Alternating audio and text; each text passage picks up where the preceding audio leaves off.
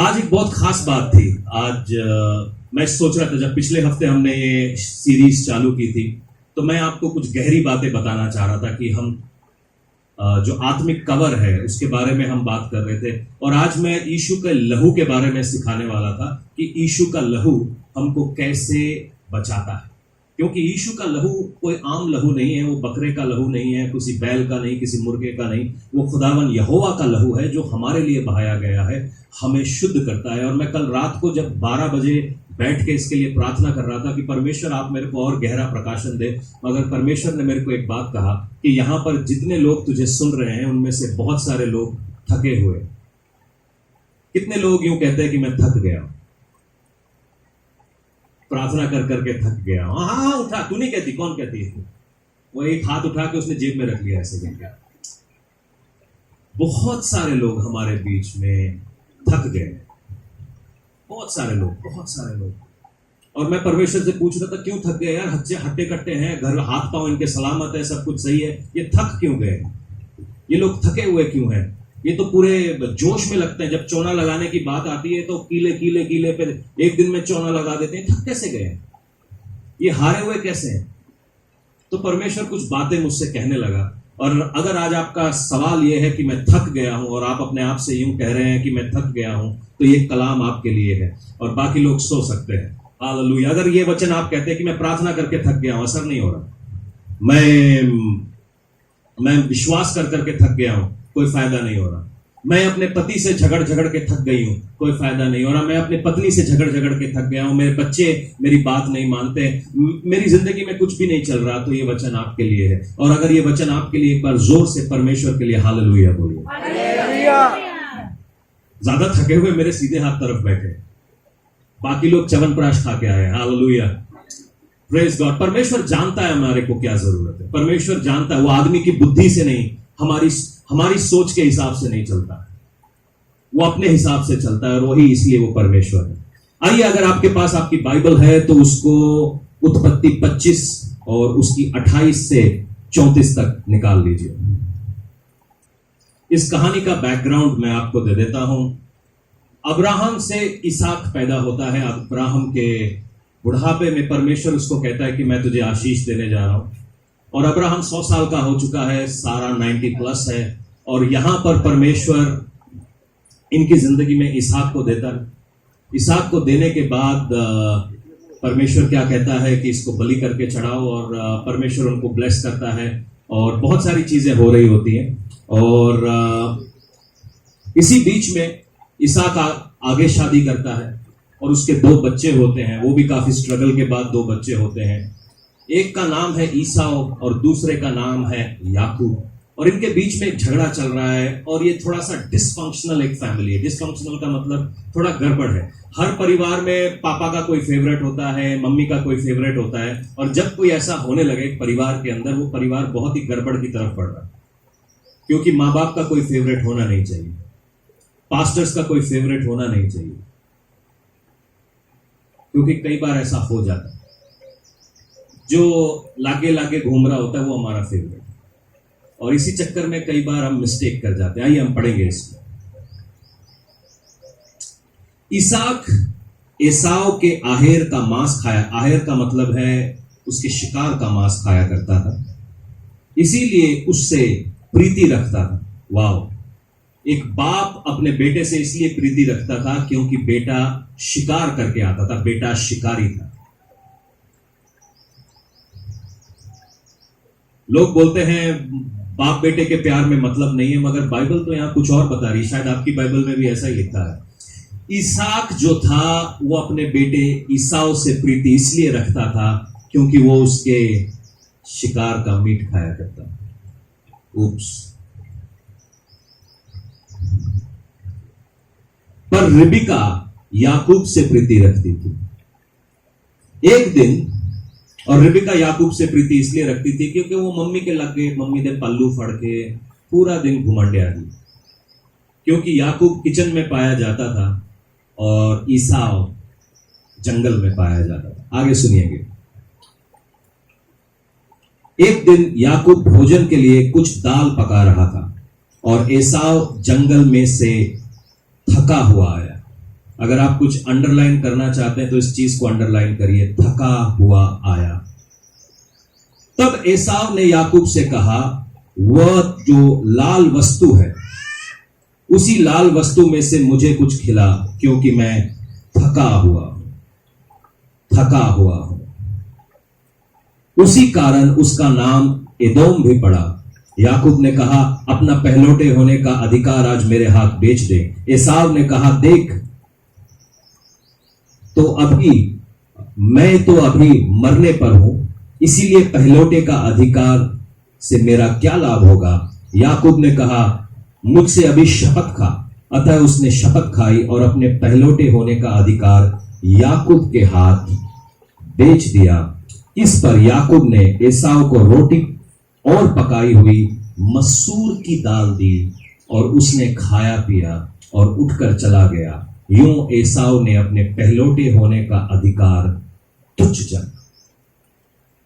Wow! एसाव को यह भी नहीं पता था कि वो जो पका रहा है वो क्या पका रहा है, उसको उसका टेस्ट भी नहीं मालूम था, मगर यूं कहता है, क्योंकि मैं थका हुआ हूं, मैं टूटा हुआ हूं, इसीलिए मुझे वो चीज दे दे। बड़ी मजेदार बात है। मैं जब बाइबल को पढ़ रहा था तो परमेश्वर ने पहले 6 दिन में मनुष्य की सृष्टि की। उसने पृथ्वी बनाए, पहाड़ बनाए, जानवर बनाए, सब कुछ बनाया, और सबसे पहली चीज 6वें दिन वो आदमी को बनाता है और औरत को बनाता है, और 7वें दिन आदमी को कहता है, चलो आराम करते हैं, आओ हम आराम करते हैं, जिसको हम सबत का दिन बोलते हैं, रेस्ट करते हैं हम। मेरा सवाल यह था, परमेश्वर वचन यूं कहता है कि तू कभी नहीं थकता, तू कभी नहीं हारता, मगर सबसे पहली आज्ञा जो तू मनुष्य को देता है वो ये आज्ञा है कि तू आराम कर, तू रेस्ट कर। आराम इतनी जरूरी चीज क्यों है? और आराम होता क्या है? आराम का मतलब क्या 10 घंटे की नींद है? हम में से बहुत सारे लोग 12-12 घंटे, 20-20 घंटे भी सो लें, मगर उठते हैं तो हम थके हुए होते हैं, क्योंकि हम लड़ाई में हैं। एक दिमाग हमारा कभी शांति नहीं पाता। ये आराम है क्या चीज? परमेश्वर, तू क्यों सबसे पहले आदमी को तूने ये नहीं सिखाया कि हेलो बोलना बोलो, वो अपना सामान कैसे बचा के रखना है, अपनी दुनिया कैसे बचानी है, अपनी चीजों को कैसे बचाना है? तूने कुछ नहीं सिखाया। जो पहला कमांडमेंट तू आदम को देता है कि कम ऑन आओ, आराम करते हैं। आराम इतनी जरूरी चीज क्यों है? क्योंकि हम में से बहुत सारे लोग आराम में नहीं है। मैं अपनी जिंदगी को पिछले 2 साल, 3 दिन पहले हम रात के समय, हमारे यहाँ पे डिसाइपलशिप क्लास चलती है, हर फ्राइडे को हम जूम के ऊपर होते हैं, जूम पे डिसाइपलशिप क्लास चलती है। उसके अलावा अलग अलग जगहों पे, अलग अलग चर्चेस के साथ समय समय पर हम, जब से ये कोरोना आया है, एक नई चीज स्टार्ट हो गई है, जूम क्लासेस। तो हर कोई जो मुझे वहां पर अभी बुला नहीं सकता, वो मुझे जूम पे बुलाता है। मैं भी उनको ऑब्लाइज करता हूं कि हाँ, हम जूम पे मिलेंगे।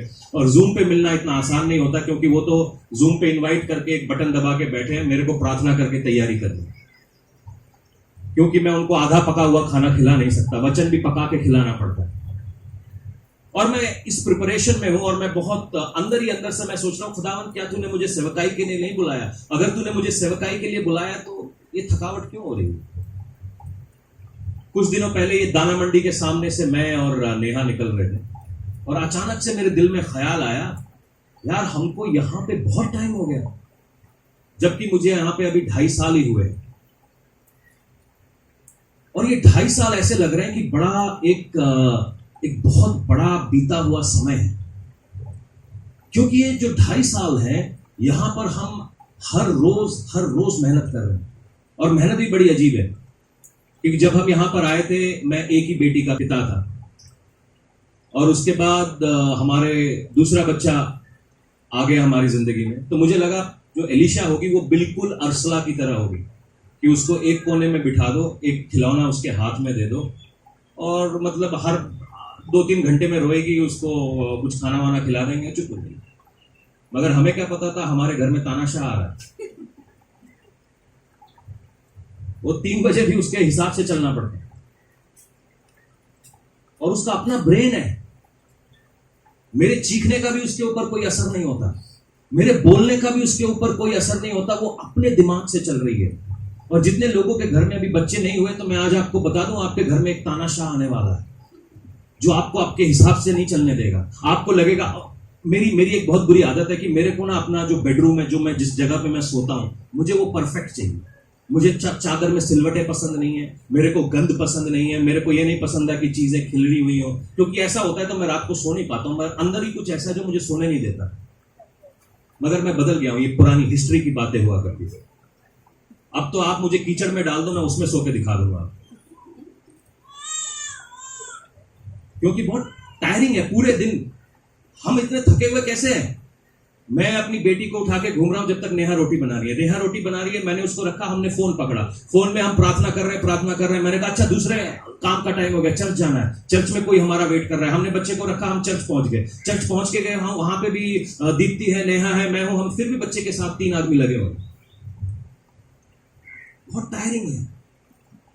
इसके लिए मैं उस बच्चे को दोष नहीं देता, वो बच्चा है, मगर ये समझ है हमारी। क्योंकि कई बार शायद ये आपके बिजनेसेस हैं, शायद ये आपका पैसा है, शायद ये आपकी सेहत है जिसको आप उठा के घूम रहे हो, शायद ये आपका नेचर है जिसकी वजह से आप थक रहे हो। कुछ बातें मेरे दिमाग के अंदर गई और वो मैं समझ पाया और वो मैं आप लोगों के साथ शेयर करना चाहता हूं। परमेश्वर ने आपको आपकी जिंदगी को अपने हिसाब से चलाने का एक बल दिया।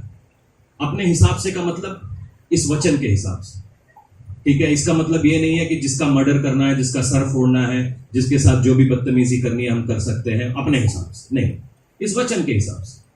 मगर होता क्या है कि ईसाव के ऊपर प्रेशर क्यों था? अगर हम ईसाव की जिंदगी से देखें, ईसाव इतना थका हुआ क्यों था? क्योंकि उसका बाप उससे इसलिए प्यार करता था क्योंकि वो जंगल में जाकर मीट लेकर आता था, शिकार करके आता था, और शिकार का मीट जब वो बाप खाता था, बाप को बहुत प्यार आता था कि आई लव यू बेटे, आई लव यू। और वो लव को कमाने के लिए, वो प्रेम को कमाने के लिए ईसाव को हर रोज, क्योंकि भूख एक ऐसी चीज है, वो हमेशा आप भूखे रहते हैं, हमेशा आप भूखे रहते हैं। ये जो आपका पेट है ना, ये कभी नहीं भरता। हर रोज आप इसको खिलाओगे, हर रोज ये मांगेगा, हर रोज इसको खिलाओगे, हर रोज ये मांगेगा। बहनें बता सकती हैं, सवेरे उठते पहले दिमाग में आपका क्या आएगा? नाश्ते में क्या बनेगा। नाश्ता खत्म होके हटेगा, उसके बाद ये सोच रहे दोपहर को क्या बनेगा। दोपहर का खाना इन्होंने किसी तरीके से निपटाया नहीं, भांडे मांजे नहीं, रात का सोच रहे क्या बनेगा। और रात का खाना बनाते बनाते सोच रहे खाना बच गया तो दाल वाले पराठे सवेरे बना दूंगी। क्योंकि भारत के घर में 70% टाइम किचन में लोग बैठे रहते हैं, क्योंकि ये वो चीज है जो कभी भरती नहीं। चाहे आपका 16 इंच का है, चाहे मेरी तरह 36 इंच का है, ये भरती नहीं।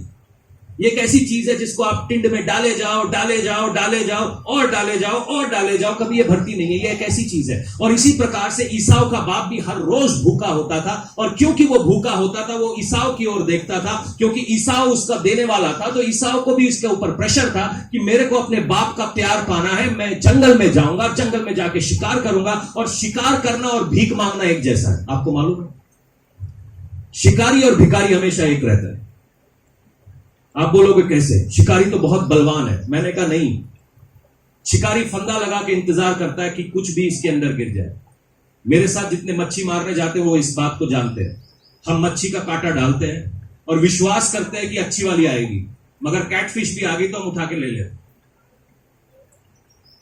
कैटफिश क्या बोलते हैं उसको, जिसके 2 दाढ़ी सी निकली हुई होती है, और उसको सबसे नीची मछली बोला जाता है, मगर हम ले लेते हैं क्योंकि शिकार किया, हमने शिकार किया।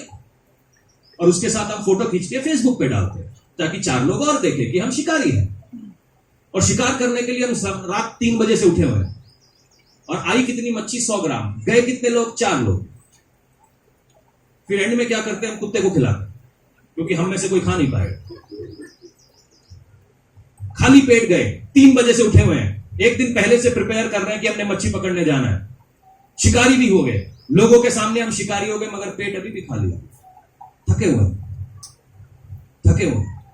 और ईसाव का भी यही हाल था, क्योंकि वो अपने बाप का पेट भरना चाह रहा था, वो थका हुआ था। आप में से बहुत सारे लोग अपनी जिंदगी दूसरों के नजरिए से जी रहे हैं, इसीलिए थके हुए। अगर आपको ये बात समझ में आ गई, आप अपने घर जाइए, सो जाइए। बहुत सारे लोग कपड़े खरीदने के लिए लोन इसलिए लेते हैं क्योंकि शन्नो मेरे बारे में क्या कहेगी। उन्होंने उधार पे कमेटियां डाल के लोन ले लिया ताकि मैं अपनी बढ़िया चूड़ीदार चुन्नी पहन के बाहर निकलूं और शन्नो मुझे देखे और शन्नो कहे वाह, जले वो जले। उसको जलाने के लिए मैंने कमेटी डाली और कमेटी घाटे में उठाई। होता है कि नहीं होता? हमने शादी मामा जी की बेटी की शादी में जाना है और हमको मामा जी की बेटी से ज्यादा अच्छा दिखना है, ताकि हम लोगों को दिखा सके कि हम कितने अमीर हैं, कितने अच्छे हैं। जिनकी फेसबुक की सेल्फियां देख देख के आप जलते हो, एक बार उनके घर का गेड़ा मारो, आपको समझ में आ जाएगा कि उनके घर में क्या चलता है। आप उनके नजरिए से जिंदगी को जीना चाह रहे हैं और ये बहुत दुख की बात है। बहुत सारे लोगों ने अपने घर, गाड़ियां, बंगले इस करके बनाए। मैं आज दिखाऊंगा कि मैं कौन हूं।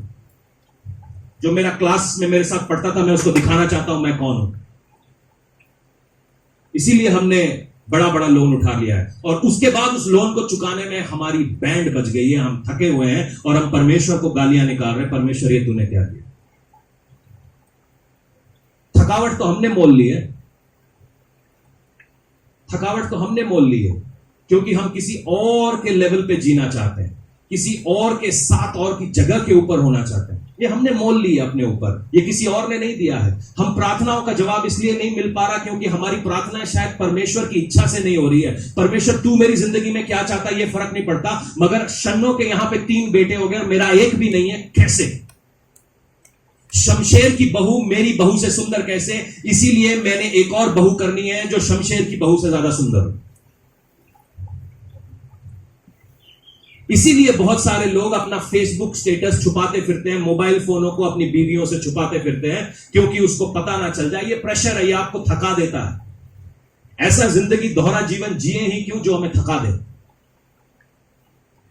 कई बच्चे अपना मोबाइल फोन छुपा के रखते हैं। आजकल सारे बच्चे ऑनलाइन हैं, क्योंकि आजकल स्कूल्स ऑनलाइन पर लग रहे हैं। और उन्होंने एक है स्नैपचैट, मैंने कल देखा। स्नैपचैट पे आप क्या क्या कर सकते हो आपको आइडिया भी नहीं है। मैंने पहली बार खोल के देखा ये होता क्या है। और फिर कोई मेरे को तुरंत फोन आया, मेरी बेटी के 3 स्नैपचैट है।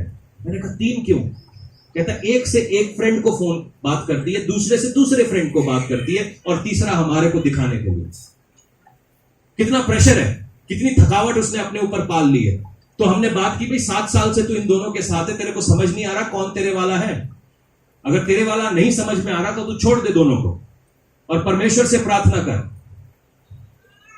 क्योंकि जो ट्रायल की आदत है ना, आप मर्दों से सवाल पूछते हो, कभी आप अपनी पत्नियों के साथ कपड़े खरीदने गए?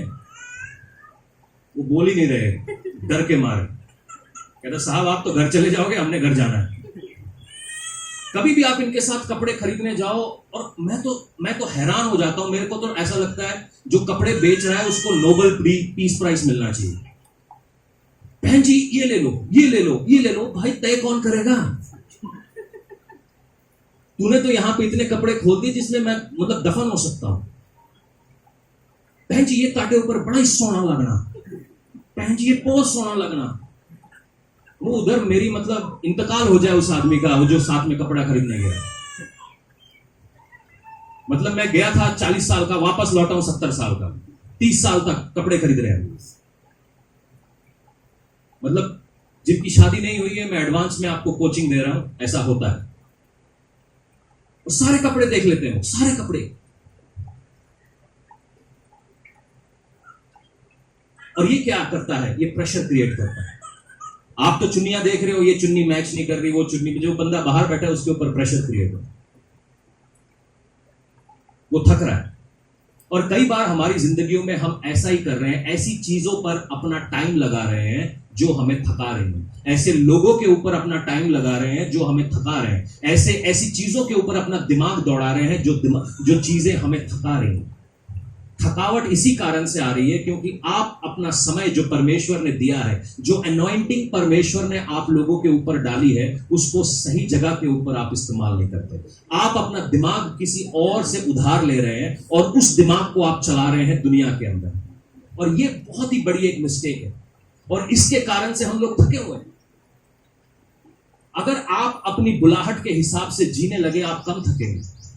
अगर आपको मालूम चल जाए कि आपको परमेश्वर ने क्या करने के लिए बुलाया है, हम कम थकेंगे। हम दूसरों को देखकर अपनी जिंदगी चलाने की कोशिश कर रहे हैं और हो सकता है वो सही ना चला रहे। अब किसी के घर में ऐसा होता है, किसी के घर में हस्बैंड वाइफ का झगड़ा है और अगर आपके घर में झगड़ा हो गया तो आप उसी घर में जाके पूछोगे, जब तेरे पति के साथ तेरा झगड़ा होता है तब तू क्या करती है? उससे पूछेगा, यार तेरी बीवी तेरे से लड़ती नहीं है? मतलब हाँ, लड़ती है तो फिर क्या करता हूँ मैं? चीखता हूँ, दो मारता हूँ उसके कान के नीचे। क्या उससे झगड़ा खत्म हो गया? नहीं खत्म हुआ, उस समय मैं जीत गया। मगर हमको ये नहीं मालूम है कि हम जब बार बार ये कर रहे हैं, हम सलाह किससे ले रहे हैं? हम सलाह उनसे ले रहे हैं जो हमारी तरह ही दलदल में फंसे हो। हम हमारी तरह ही दलदल में फंसे हो, उनकी जिंदगियां कहीं नहीं जा रही। अगर आपने सलाह लेनी है तो किसी ऐसे आदमी से लो जो कम से कम आपसे ऊपर है, वो आपको ऊपर तो खींच सके। हम अपने नीचे वालों से सलाह इसलिए लेते हैं क्योंकि हमें अच्छा लगता है, हमारे को चैलेंज नहीं करेगा। अच्छा, उसके घर में भी झगड़ा होता है, मेरे घर में भी झगड़ा होता है, उसके घर में भी बांडे फूटते हैं, मेरे घर में भी बांडे फूटते हैं, कंफर्टेबल। दोस्ती हमने इसी ऐसे लोगों से बना रखी है। क्योंकि हमने ऐसे लोगों के साथ दोस्ती बना रखी है, ना वो हमें चुनौती देता है ना हम उसे चुनौती देते हैं। दोनों कंफर्टेबल है, दोनों कीचड़ में लेटे हुए हैं, दोनों एक दूसरे के साथ है। तू भी कीचड़ में, मैं भी कीचड़ में। मैं आपको बता दूं, हम कहीं नहीं जा रहे। ये आपकी जिंदगी में गंद को बढ़ा रहा है, थकावट को बढ़ा रहा है। आपको मालूम है, दलदल में रहना आपको थका देता है। आप बेशक पानी में खड़े रहिए, आपको तैरना नहीं आता, पानी में खड़े रहिए, पानी आपको थका देगा, वो आपको थका देगा। और जब आदमी थका हुआ होता है वो सबसे खतरनाक होता है। जब भी मैं थका हुआ होता हूं, मैं बोलता हूं मुझे अकेला छोड़ दो, मेरे आजू बाजू भी मत आना, मुझसे बात भी मत करना, क्योंकि मैं डेंजरस होता हूं उससे। जब भी मैं अपने घर में जाता हूं, मैं बहनों को बता रहा हूं, नेहा मेरे को आधे घंटे तक छेड़ती नहीं, नो टॉक, बात होती नहीं हमारे बीच। क्योंकि बाहर से मैं बहुत सारा डाउनलोड ऑलरेडी लेके घर आया। किसी के घर में झगड़ा है, किसी के किस्तें नहीं जा रही हैं, कोई बीमार है, कोई मेरे को बेवकूफ बना रहा है, कोई मुझे दगा दे रहा है, कोई मेरा गलत इस्तेमाल कर रहा है, कोई मेरे को श्राप दे रहा है। क्योंकि परमेश्वर आदमी को मिलने से पहले मैं जानता हूं वो मेरे साथ क्या करने वाला है। और ये सब चीजों के साथ मैं घर जा रहा हूं, और घर जाके मैं सुनूंगा कि आज तो सिलेंडर नहीं है। आधे घंटे के बाद मुझको बताओ सिलेंडर नहीं। सिलेंडर क्या, मैं पूरे सिलेंडर की दुकान उठा लाऊंगा, मगर वो आधा घंटा जो है अपने पतियों को छोड़ दो। हम क्या करते हैं, जैसे ही वो घर में घुसेगा, डाउनलोड तो देना ही देना। आज तेरी बेटी ने ऐसा किया, आज तेरे बेटी ने ऐसा किया। ये सिस्टम है हमारे घर का कि जो भी थका हुआ होता है वो दूसरे को छेड़ता नहीं, इसलिए झगड़े नहीं होते। मेरी बात समझ में आ रही है? क्योंकि थका हुआ आदमी जो होता है उसका लहू बह रहा होता है। ये एक औरत थी जो 12 साल से जिसका लहू बह रहा था, वो थकी हुई थी। वैद्यों ने उसका पैसा ले लिया, घर वालों ने उसको छोड़ दिया था, उसके पास जो कुछ भी था वो उसके हाथ से निकल रहा था, और उसकी जिंदगी, हर एक लहू का कतरा जो उसके अंदर से बह रहा था, उसके साथ उसकी जिंदगी भी उसके अंदर से बह रही थी। वो थकी हुई थी। और जब थका हुआ आदमी परमेश्वर की ओर देखता, कहता मैं इसको छू लूं तो मैं बच जाऊं, मैं इसको छूना बच जाती हूं।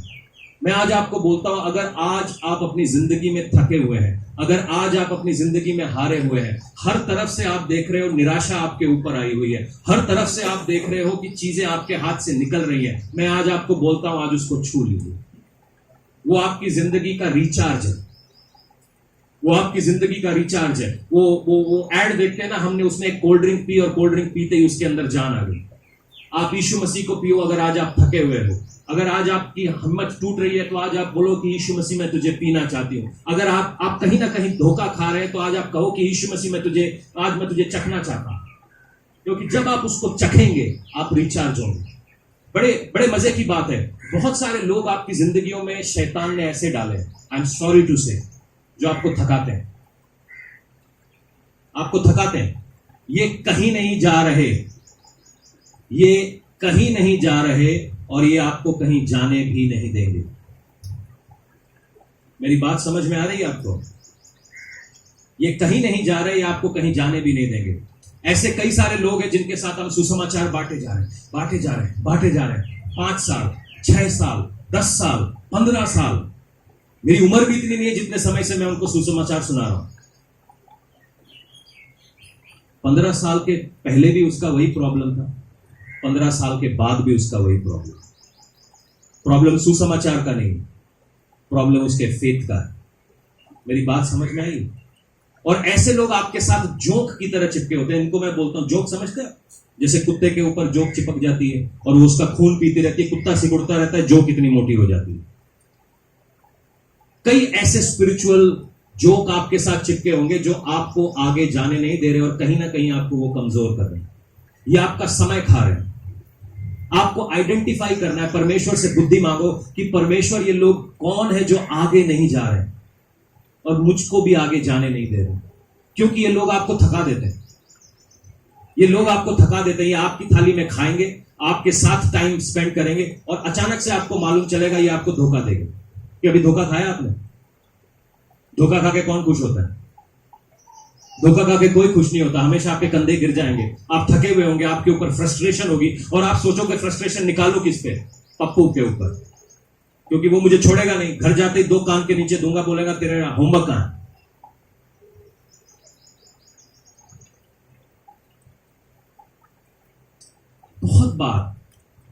बहुत बार हमारा जो टाइम है ऐसे लोगों के ऊपर जा रहा है। परमेश्वर ने आपकी जिंदगी में खाली 24 घंटे दिए। परमेश्वर ने जो सबसे अमीर आदमी है उसकी जिंदगी में भी 24 घंटे दिए। मेरी बात सुनना, वो 24 घंटे का इस्तेमाल आप कैसे करते हैं, वो कैसे करते हैं, सोचने वाली बात। आप अपने 24 घंटे रोते पीटते दांत खींचते हुए निकाल सकते हैं, मगर यही 24 घंटे अगर आप परमेश्वर के हाथों में दे दें और परमेश्वर से पूछे कि मैं क्या करूं, मैं कैसे आगे बढ़ूं, तो आपकी जिंदगी आगे बढ़ने लगी। आपकी जिंदगी आगे बढ़ने लगी। तकलीफ ये होती है कि हम परमेश्वर के ऊपर इंतजार ही नहीं करते, परमेश्वर की बांट नहीं जो रहे होते, परमेश्वर की तरफ देख नहीं रहे होते। अगर आपके पास आपकी बाइबल्स है तो मैं चाहता हूं उसको यशाया 40 का 31 पे खोल लीजिए।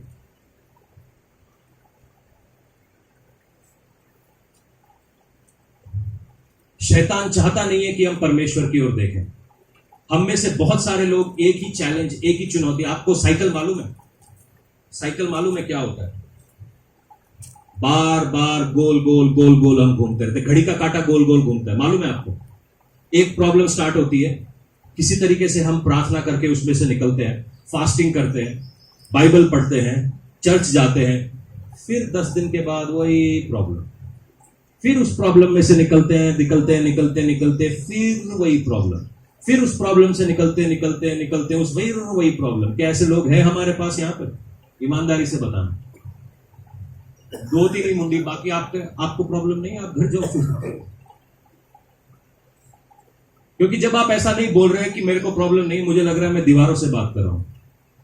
शायद वो अमरूद के पेड़ से उसके फल डबल होने वाले। क्यों ऐसा होता है? क्योंकि हमने अपनी समझ से चीजों को सॉल्व करना चाहा।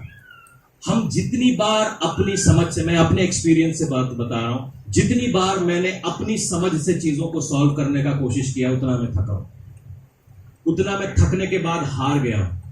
और ये हारा हुआ होना बहुत ही मिजरेबल स्ट्रेट है, एक ऐसी जगह है जहां से आप निकल नहीं सकते। एक हार का जो ये मेंटालिटी है ना, ये बहुत ही बेकार मेंटालिटी है। क्योंकि अगर आप किसी कंपटीशन में ये सोच के जा रहे हो कि मैं हार गया हूं, तो आप बाहर ही हार गए हो, आपको जाने की जरूरत नहीं, आप हारे हुए हो। और शैतान चाहता है कि आप इसी हारे हुए स्टेट में हमेशा रहें। आप हमेशा सोचते रहें कि मैं हारा हुआ रहना चाहता हूं, मैं थका हुआ रहना चाहता हूं। क्योंकि जितने थके हुए लोग हैं आपको हर शाम को ये दारू के अड्डे पे मिलेंगे। जितने थके हुए लोग हैं ये हर शाम को आपको चिट्टे वाले के पास मिलेंगे। क्यों? क्योंकि थकावट हर रोज होती है, हर घंटा होती है। खाली ये बोरी उठाने वाले नहीं थकते, जो घर में चकला बेलन चला रही होती है वो भी थकती है, जो घर में, जो स्कूल में कलम चला रहा होता है वो भी थकता है, जो मास्टर पढ़ा रहा होता है वो भी थकता है। और ये थकावट जो है शैतान की लाई हुई चीज है। परमेश्वर नहीं चाहता कि आप थके हुए रहो। यशाया 40 का 31 यूं कहता है, तरुण तो थकते हैं और श्रमित होते हैं। 30 से पढ़ रहा हूं मैं, यशाया 40 का 30। तरुण तो थकते हैं और श्रमित हो जाते हैं, जवान ठोकर खाकर गिरते हैं, परंतु जो यहोवा की बाट जोहते हैं वह नया बल प्राप्त करेंगे। वे उकाबों के समान उड़ेंगे, वे दौड़ेंगे और श्रमित ना होंगे, चलेंगे और थकित ना होंगे। ये वो वाली बैटरी है जो कभी थकने नहीं वाली, ये वो वाली बैटरी है जो कभी आपको हारने नहीं देने वाली, ये वो वाली चीज है। ये बोलते हैं स्पिरिट। मैं कल से जो अपनी अगली डिसाइपलशिप क्लास है मैं उसके बारे में बता रहा हूं कि हम आत्मा में चलना सीखने वाले हैं। क्योंकि अगर शरीर से चलते हैं, अपने दिमाग से चलते हैं, कहीं ना कहीं हम ठोकर खाते हैं, कहीं ना कहीं हम हार जाते हैं। अगर बाइबल बताता है जो यहोवा की बाट जोते हैं, परमेश्वर मैं तब तक यहां से नहीं हिलूंगा जब तक तू मुझे ना कहे। परमेश्वर तब तक मैं इस लड़के से शादी नहीं करूंगा जब तक तू मुझसे ना कहे। परमेश्वर मैं जब तक इस बिजनेस को ज्वाइन नहीं करूंगा जब तक तू ना कहे। क्योंकि हम उसकी सुनने की देरी नहीं करते। आज कर लो, आज कर लो, वरना लड़की निकल जाएगी। निकल जाती है तो निकल जाए। मेरी गल समझ लग रही है? निकल जाती है तो निकल जाए, क्योंकि परमेश्वर ने मेरे लिए बढ़िया वाली रखी हुई है। आज आज हां बोल दो। आज पंजाब में तो जाते रोका कर लो ना। इसीलिए मैं लड़कों को बोलता हूं देखने मत जाना, कहीं पता तुम्हें बिठा लिया तो फिर वहां से छुड़ाना मुश्किल होगा। फिर यहां से लश्कर वश्कर लेके जाना पड़ेगा तुम्हें छुड़ाने के लिए। खासकर स्मार्ट वाले जो है वो मुझसे बिना पूछे कहीं ना जाए।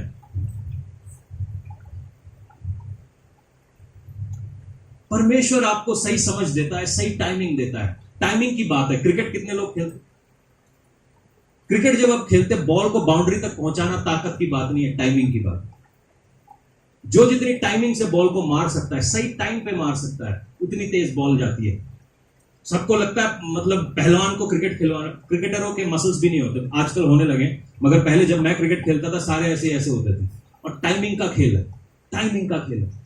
कितने टाइम पे आप बॉल को मारते हो, सही टाइम अगर आपको मालूम है, उस टाइम पे आपने बॉल को मारा, बॉल बाउंड्री तक जाएगी। मैं मिनिस्ट्री जो होती है ना, जितने टाइम में थका हुआ होता हूं उतना मेरे को मिनिस्ट्री करने में तकलीफ होती है, क्योंकि मैं थका हुआ हूं। पवित्र आत्मा को सुनने में बड़ी तकलीफ होती है। जितना मैं ठंडे दिमाग में होता हूं, जितना मैं आराम में होता हूं, मैं उतना पवित्र आत्मा को सुन पाता हूं। सुनिए, जितना आप आराम में रहेंगे, जितना आप परमेश्वर के ऊपर डिपेंडेंट रहेंगे, उतना आपका पेट्रोल कम खर्च होगा। पंजाब में मैंने एक चीज देखी, जब पेट्रोल खत्म हो जाता है तो सामने से मोटरसाइकिल वाला आता है, वो आपके गाड़ी के पीछे पांव लगाता है और आपको गाड़ी पेट्रोल पंप तक छोड़ता है। जैसे देखा है आपने कभी? देखने में बड़ा बेवकूफ लगता है, मगर बड़ा इंटेलिजेंट वाली बात है, बड़ी इंटेलिजेंट वाली बात है। अगर मेरा 100 रुपए 101, आज पेट्रोल का रेट क्या है भाई? 100, 110, 104। बैट वैट लेके जाया करो, जब भी पेट्रोल में रहो वहां पे अपने सेंचुरी दिखाया करो। Hallelujah, praise God. हम उस देश में रहते हैं जिस देश में पेट्रोल 104 का बिकता है। अब करना क्या है? रास्ते में अपनी मोटरसाइकिल खलार के बैठ जाओ, इंतजार करो। जोक बोल रहा हूं, सीरियसली मत करना। इंतजार करो कि कोई आएगा, आपके मोटरसाइकिल में पांव लगाएगा, आपको अगली जगह तक छोड़ेगा। पता है क्या? पांव किसी और का, ताकत किसी और की, पेट्रोल किसी और का, मगर आप अपनी मंजिल तक पहुंच गए। समझ में आई बात? परमेश्वर के साथ भी यही करो, वेट करो, वो गारंटीड आएगा, आपकी रुकी हुई गाड़ी में पांव लगाएगा, आपको आगे तक छोड़ के आएगा। और वो बोलता है मैं कभी नहीं छोड़ूंगा, कभी नहीं त्यागूंगा, क्योंकि हम अपने पैर से एक मैंने देखा लूना देखी आपने? लूना स्टार्ट कैसे होती है मालूम है? पेडल से स्टार्ट होती है। और लूना के अंदर तेल मुक जाए तो कोई प्रॉब्लम नहीं, वो पेडल से चल रही होती है। मगर लूना को चलाना कितना मुश्किल है मालूम है? खासकर जब आपका एक बीवी 2 बच्चे पीछे बैठा, जो चला रहा है उससे पूछो, उसको अस्पताल जाने की लोड़ पड़ जाती है जब तक वो मंजिल तक पहुंचेंगे। बीवी तो कहेगी मैं नहीं उतरूंगी क्योंकि मेरी लिपस्टिक खराब हो जाएगी। जो चला रहा है उसका पसीना निकल गया। यही हमारी जिंदगी में हम कर रहे हैं, यही पॉइंट हमारी जिंदगी में हम कर रहे हैं। जहां पे हमें ताकत लगाने की जरूरत नहीं, वहां हम ताकत लगा रहे हैं, इसलिए थक गए। जहां हमारे को दिमाग लगाने की जरूरत नहीं, वहां हम दिमाग लगा रहे हैं, इसलिए थके हुए हैं। जहां हमको कुछ भी करने की जरूरत नहीं, वहां हम सब कुछ करना चाहते हैं, इसलिए थके हुए हैं। यीशु मसीह के साथ भी यही प्रॉब्लम था। वो मिनिस्ट्री में 30 साल तक वो कारपेंटरी करता रहा, किसी को उससे कोई प्रॉब्लम नहीं, किसी को उससे कोई प्रॉब्लम नहीं थी। अचानक से 30 साल के बाद वो मिनिस्ट्री के सरफेस पे आता है। यूहन्ना बपतिस्मा देने वाले के हाथ से बपतिस्मा लेता है। परमेश्वर बोलता है ये मेरा पुत्र है जिससे मैं प्रसन्न हूं। पवित्र आत्मा उसके ऊपर उतरती है, उसकी जिंदगी चेंज हो जाती है। और जब यीशु मसीह यूहन्ना 4 में जाते हैं, वहां पर हम देखते हैं कि फरीसी लोग यीशु मसीह से बड़े डर रहे हैं। बड़े डर रहे हैं। वो कहता है यार ये तो बपतिस्मा दे रहा है, ये गलील से आया हुआ नाजरत का आदमी जिसकी जिंदगी में नाजरत से कुछ अच्छा नहीं निकलता, मगर आज क्या हो रहा है कि नाजरत का आदमी बपतिस्मा दे रहा है और इसके चेले यूहन्ना बपतिस्मा देने वाले से अलग है। जब यूहन्ना 4 को आप पढ़ते हैं, यीशु मसीह खुद बपतिस्मा नहीं दे रहा था, उसके चेले दे रहे थे, उसके चेले दे रहे थे। और ये आयत इसलिए मेरे को दिमाग में है क्योंकि मुझे मालूम है कि इस आयत बहुत सामर्थ्य है। यूहन्ना 4 घर जाके पढ़िएगा जरूर, हमारे पास आज समय की कमी है। और यहां पर ऐसा होता है कि यीशु मसीह यूं कहता है कि मेरे को समरिया जाना है। फरीसी लोग कह रहे हैं कि चलो हम यीशु मसीह को किसी तरीके से एक सिस्टम में बांध देते हैं। आपको बहुत सारे टीचर समझाएंगे आपकी चंगाई का एक सिस्टम है, आपके उद्धार का एक सिस्टम है, आपका इसका एक सिस्टम है, उसका एक सिस्टम है। मैं बताता हूं कोई सिस्टम नहीं है, क्योंकि 2021 साल पहले उसने सारे सिस्टमों को तोड़ के अपने पांव के नीचे कर दिया। जिस दिन वो कहे उस दिन आपकी शिफा, जिस दिन वो कहे उस दिन आपका छुटकारा है, जिस दिन वो कहे। क्योंकि हमको ये समझ ही नहीं आता, हम पापाओं के पीछे लगे हैं और पापा हमारा दिमाग खराब करते हैं। जो दूसरी मिनिस्ट्री से यहां तक आते हैं उनके दिमाग से पहले मेरे को गलत टीचिंग निकालने में आधा टाइम लग जाता है, क्योंकि वहां पर बता जाएगा जब पापा आपके ऊपर हाथ रखेंगे तभी होगा। This is false teaching. Anointing की रिस्पेक्ट करो, अपने माता पिता की, आत्मिक माता पिता की रिस्पेक्ट करो, मगर वो परमेश्वर से आगे नहीं है। परमेश्वर पहला है, यीशु पहला है। और ये जो फरीसी लोग हैं ना, ये करते हैं चर्च के अंदर पॉलिटिक्स। चर्च पॉलिटिक्स का हिस्सा बने आप करें। अभी पॉलिटिक्स चल रही है पंजाब में, क्योंकि इलेक्शन आने वाले हैं। और पॉलिटिक्स में हर आदमी ये कहता है कि मैं अपने वोट बैंक को कैसे बचा के रखूं। और चर्च पॉलिटिक्स में भी यही हो रहा है कि मैं अपने लोगों को अपने साथ कैसे रखूं, कैसे लोगों को अपना गुलाम बना के रखूं, कैसे मैं इनको क्लाइंट बनाऊं। सबसे बड़ी बेवकूफी तो उस आदमी की है जिसने दुष्ट आत्मा के साथ तेरे को बपतिस्मा दे दिया। पंजाब में कैसा होता है, गिर गया दुष्ट आत्मा निकल गई, नेक्स्ट काम इसका बपतिस्मा करेंगे,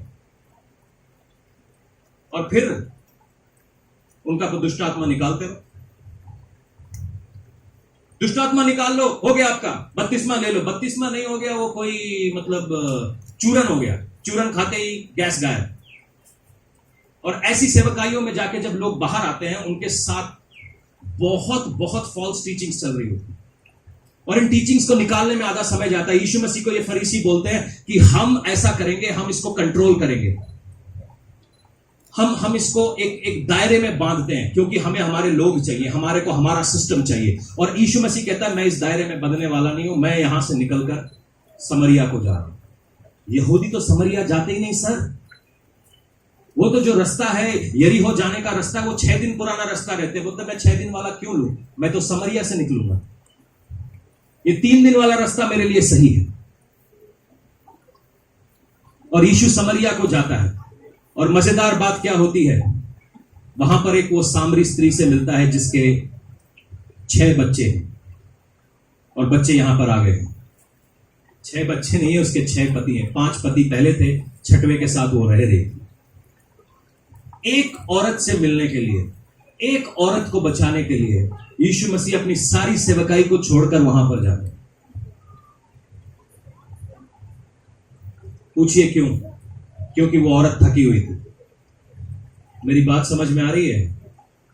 अगर आज आप थके हुए हैं तो परमेश्वर आपसे मिलना चाहता है। वो औरत थकी हुई थी। 5 हस्बैंड्स वो पहले ही बदल चुकी थी, 5 पति वो पहले ही बदल चुकी थी, 5 लोगों के साथ उसके रिश्ते थे, और 6ठे आदमी जिसके साथ वो रह रही थी वो भी उसका पति नहीं था, और वो फिर भी प्यार ढूंढ रही थी। क्योंकि हम में से बहुत सारे लोग ऐसे ही जगहों पर फंसे हुए हैं, हम थके हुए हैं। परमेश्वर का आत्मा आज यूं कहता है कि अगर आज आप थके हुए हैं, जैसे मैं वो सामरी स्त्री से मिला वैसे मैं तुझसे मिलना चाहता हूं। अगर आज तू बोझ के नीचे दबी हुई है तो मैं आज तुझसे मिलना चाहता हूं। अगर तू बोझ के नीचे दबा हुआ है तो मैं आज तुझसे मिलना चाहता हूं। और मैं ये कहता हूं कि ये बोझ से दबे हुए लोगों मेरे पास आओ, मैं तुम्हें शांति देता हूं। मत्ती 11:48 में इस तरीके से लिखा है कि हे बोझ से दबे हुए लोगों मेरे पास आओ, मैं तुम्हें शांति देता हूं।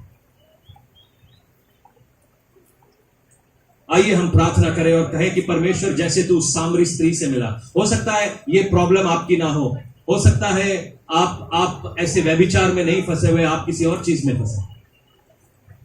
हो सकता है आप ऐसे चंगुलों में फंसे हैं जहां गलत शिक्षाएं आपको थका रही हैं। हो सकता है आप ऐसी जगहों पर फंसे जहां आप अपने दिमाग से चले हैं और आप वहां पर फंस गए हैं। हो सकता है आप कोई गलत बातों में फंसे हुए हैं, हो सकता है आप नशे में फंसे हुए हैं, हो सकता है आप किसी और चीज में फंसे हुए हैं। सुसमाचार ये है कि वो सब कुछ छोड़कर, अपनी सेवकाई छोड़कर, अपने लोगों को छोड़कर, अपने चेलों को वो दूर हटा देता है, क्योंकि वो आपसे मिलना चाहता है। वो आपसे मिलना चाहता है। वो आपसे आज मिलना चाहता है। आज परमेश्वर से कहें, खुदावन मैं तुझसे मिलना चाहता हूं। आज परमेश्वर से कहें कि पिता मैं आज तुझसे मिलना चाहता हूं। मैं थक गया हूं इस सिस्टम को फॉलो करते हुए, इस फॉल्स सिस्टम को फॉलो करते हुए। दुनिया आपसे एक सिस्टम फॉलो करवाना चाहती है। दुनिया चाहती है कि आप हमेशा लाइन में लगे रहें। सुनो, हमारी साल आजादी को 70 साल से ऊपर हो गए। हमारी आजादी को 70 साल से ऊपर हो गए। 70 साल से ये देश आजाद है। आपके हालात क्यों नहीं बदले? आपके हालात क्यों नहीं बदले? ये सोचने वाली बात है। मेरे हालात क्यों नहीं बदले? ये सोचने वाली बात है। क्यों? क्योंकि कुछ लोग हैं इस सिस्टम में जो चाहते हैं कि हम हमेशा लाइन में खड़े रहें। स्कूल के एडमिशन की लाइन के लिए खड़े रहें, कॉलेज की एडमिशन के लाइन में खड़े रहो, ड्राइविंग लाइसेंस की बनाने की लाइन में खड़े रहो, बिजनेस चालू करने की लाइन में खड़े रहो, लोन पाने की लाइन में खड़े रहो। आप हमेशा लाइन में खड़े रहें। वो आपको लाइन में खड़ा हुआ देखते हैं, मगर यीशु मसीह कहता है आप लाइन में खड़े होने के लिए नहीं है। क्योंकि एक बाप बेटे का रिश्ता इस तरीके से होता है कि आप लाइन में खड़े होने के लिए नहीं है। आप अपने बच्चे को कभी लाइन में खड़ा नहीं करेंगे। जहां पे आपके बच्चे की जरूरत है उस जगह के ऊपर आप होंगे, उस जगह के ऊपर आप होंगे। और आज परमेश्वर कह रहा है कि आज आप परमेश्वर को अपनी जिंदगी में पुकारिए। बेशक आप थके हुए हैं, आप हारे हुए हैं, आप तकलीफ में हैं। मैं आज आपसे कहता हूं, आज आप परमेश्वर को पुकारिए। जितने लोग आज मुझे YouTube के ऊपर देख रहे हैं, जितने लोग मुझे लाइव देख रहे हैं इस समय, आज आप परमेश्वर के लिए पुकारिए। अगर आज आपकी जिंदगी में एक थकावट चल रही है, आप कहीं पे हारा हुआ महसूस कर रहे हैं, एक सिस्टम का गुलाम अपने आप को महसूस कर रहे हैं, कहीं ना कहीं पर एक ऐसी हालात बन गए हैं जहां पे आप फंसे हुए हैं, आज आप परमेश्वर से कहिए कि पिता मैं तुझसे मिलना चाहता हूं। परमेश्वर आज मेरे इश्यूज को आप सॉल्व करिए। खुदावन आज आप मेरे को एक नई ताकत दीजिए, एक नई ऊर्जा दीजिए, ताकि मैं खड़ा हो सकूं। अगले हफ्ते के लिए एक ताकत दीजिए परमेश्वर। ये सिस्टम को फॉलो कर करके मैं थक गया हूं। हालेलुया। परमेश्वर आज आपको बरकत और आशीषों को बुलाने के लिए बोल रहा है, आपकी जिंदगी में बरकत और आशीषों को बुलाने के लिए बोल रहा है। शैतान चाहता नहीं कि आप समझें कि आप परमेश्वर के साथ रेस्ट में आ सकते हैं। सुनो, परमेश्वर के पास रेस्ट में जाने का तरीका क्या है? माफी मांगो, उसकी ओर देखो, वो आपको शांति में बुलाएगा। वो आपको शांति में बुलाएगा। रेस्ट आपका अधिकार है। परमेश्वर आज आपको रेस्ट में लाना चाहता है। शायद आपके घर में झगड़े चल रहे हैं, शायद आपके घर में कुछ ये पैसों की दिक्कत चल रही है, शायद आपका शरीर साथ नहीं दे रहा, शायद आपकी कोख बंद है, शायद आपकी फैक्ट्री बंद है, शायद आपकी नौकरी बंद है। आज मैं आपसे आज बोलता हूं, अगर आप थक गए हैं, आपको सिर्फ ये करना है कि परमेश्वर को पुकारना है कि परमेश्वर आज आप मेरी ओर देखिए, परमेश्वर आज आप मेरी ओर देखिए, मैं थक गया। जितने लोग आज इस थकावट से निकलना चाहते हैं, मैं आज उनको बोलता हूं कि यीशु मसीह के पास आओ। मत्ती 11:48 यूं कहता है कि हे बोझ से दबे हुए लोगों मेरे पास आओ, मैं तुम्हें शांति देता हूं। मैं तुम्हें शांति देता हूं। मैं तुम्हें शांति देता हूं। बाइबल यूं कहती है, बोझ से दबे हुए लोगों, अपना बोझ उतार के आज फेंक दो। आज परमेश्वर से कहो कि ये बोझ मुझसे और नहीं हिलता, ये बोझ आज मैं उठा नहीं पा रहा हूं, आज मैं तुझसे शांति मांगता हूं। परमेश्वर से आज कहिए हालेलुया। धन्यवाद करते हुए कहिए आज परमेश्वर से कि परमेश्वर ये बोझ हटा लीजिए, ये बोझ मेरे ऊपर से हटा लीजिए, ये बीमारी का बोझ मेरे ऊपर से हटा लीजिए, ये तकलीफें मेरे ऊपर से आज हटा लीजिए। क्योंकि परमेश्वर तूने 2021 साल पहले उन चीजों को मेरे ऊपर से हटा लिया है। ये वापस नहीं आ सकती है मेरे ऊपर, ये वापस ये कायम नहीं हो सकती है। तेरे कोड़े खाने से मैं शिफा पाया हूं, तेरे कोड़े खाने से ये जो थकावट है मेरे ऊपर से हटती है, ये दर्द मेरे ऊपर से हटता है, मेरी कोख खुलती है यीशु के नाम से, मेरे घर में पैसे आते हैं यीशु के नाम से। इस चीज को हटाओ यीशु के नाम से, ये थकावट आपके ऊपर से हटाओ। क्योंकि शैतान चाहता है आप गुलामी में रहें, और गुलाम हमेशा थका हुआ रहता है, क्योंकि वो मास्टर अपने मालिक की बात पूरा करने में रहता है। जब हम फिरौन को पढ़ते हैं तो फिरौन क्या करता है? लोगों से गुलामी करवाता है। वो कह रहा है घास भी तुम ही ढूंढो, ईंट भी तुम ही बनाओ, और बिल्डिंग भी तुम ही खड़ा करो, और अपने लिए खाना भी तुम बनाओ। और ये फिरौन का सिस्टम है जिसको हम फॉलो कर रहे हैं। आज परमेश्वर कहता है कि तुम मेरे सिस्टम को फॉलो करो, मेरे सिस्टम को फॉलो करो। वहां पर 2 मछलियां और 5 रोटियों से 5000 खा लेते हैं, ये परमेश्वर का सिस्टम है। वहां पर कपड़े कम नहीं होते, वो कपड़े आपके साथ बढ़ते रहते, जूते खराब नहीं होते, जंगल में कोई बीमार नहीं पड़ता, जहां पे नमक का पानी है वो पानी मीठा कर दिया जाता है। ये परमेश्वर का सिस्टम है। आपको डॉक्टरों की जरूरत नहीं है, आपको पैसे वाले लोगों की जरूरत नहीं है। आए, परमेश्वर का सिस्टम है। जस्ट परमेश्वर के सिस्टम के अंदर आइए कि खुदावन मैं ये थकावट को आज झिड़कता हूं यीशु के नाम से। खुदावन इस थकावट को आज मैं झिड़कता हूं यीशु के नाम से। खुदावन इस थकावट को आज मैं झिड़कता हूं यीशु के नाम से। खुदावन इस थकावट को मैं आज झिड़कता हूं यीशु के नाम से। इस थकावट को मैं झिड़कता हूं यीशु के नाम से। इस थकावट को मैं झिड़कता हूं यीशु के नाम से। शैतान ये थकावट लाना चाह रहा है। 1 सेकंड में, अगले 5 मिनट मेरी ओर ध्यान दीजिएगा। ये कोई छोटी बात नहीं है। लोग चर्च आते हैं और चर्च आके सो जाते हैं। मालूम है क्यों? क्योंकि उनकी रूह को शैतान गुलाम रखना चाहता है। कलाम आपको आजाद करता है, आपको मालूम है? कलाम आपको आजाद करता है। आप चाह के भी, मैं वो नहीं बोल रहा हूं कि वो कुछ गलत लोग हैं, बेकार लोग हैं, वो एक थकावट में फंसे हुए लोग।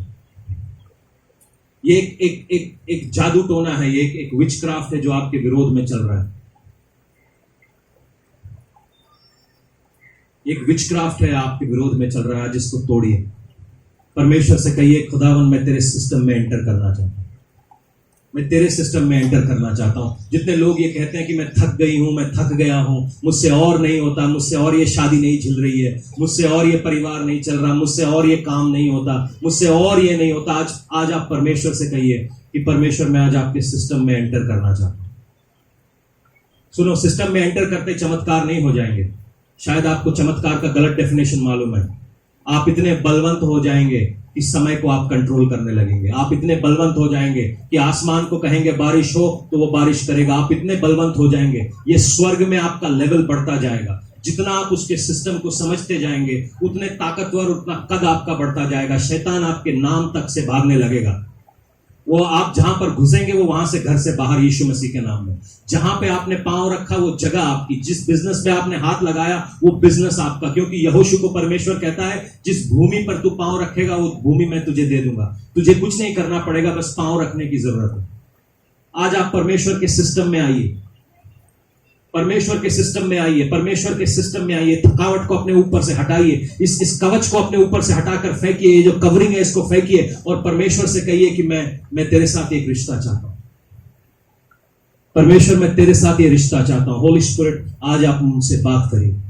जितने लोग यहां पर थकावट के साथ बैठे हैं, अलग अलग जगहों पर थके हुए हैं, आज आप परमेश्वर से कहिए कि मैं उकाबों की तरह उड़ना चाहता हूं, मैं उकाबों की तरह उड़ना चाहता हूं यीशु के नाम में। मैं वो पावर को महसूस करना चाहता हूं अपनी रगों में बहता हुआ। स्पिरिट आप मेरी मदद करिए, होली स्पिरिट आप मेरी मदद करिए, मुझको आगे लेकर चलिए। मैं उन जगहों पर बार बार ठोकर खाते हुए थक गया हूं। आज छुटकारे की शाम है। ये ले यीशु के नाम में, यीशु के नाम में। निशा ये ले, यीशु के नाम में। भर आग से भर यीशु के नाम में। आशीष लेता रहो आज यीशु के नाम में। आज यहाँ पर कोई रुक नहीं सकता क्योंकि कलाम यहाँ पर मौजूद है। वो वचन देहधारी होकर आज श्रापों को तोड़ रहा है। वो वचन देहधारी होकर श्रापों को तोड़ रहा है। ले हैं। अगर आप उस जिंदा खुदा को ढूंढ रहे हैं जो आपसे बेइंतहा प्यार करता है, जो आपको छूना चाहता है, आपकी ज़िंदगी में शिफा लाना चाहता है, तो वेल्डिगर्स चर्च के दरवाजे आपके लिए खुले हैं और आप भी इस पवित्र आत्मा के छुअन को अपनी ज़िंदगी में महसूस कर सकते हैं। अगर अभी तक आपने हमारे YouTube चैनल को सब्सक्राइब नहीं किया है तो ज़रूर सब्सक्राइब करिए, वो बेल आइकन भी दबाइए और इस संदेश को बहुत सारे लोगों तक पहुंचाइए ताकि वो भी आशीषित हों। आपसे मुलाकात होगी। जय मसीह।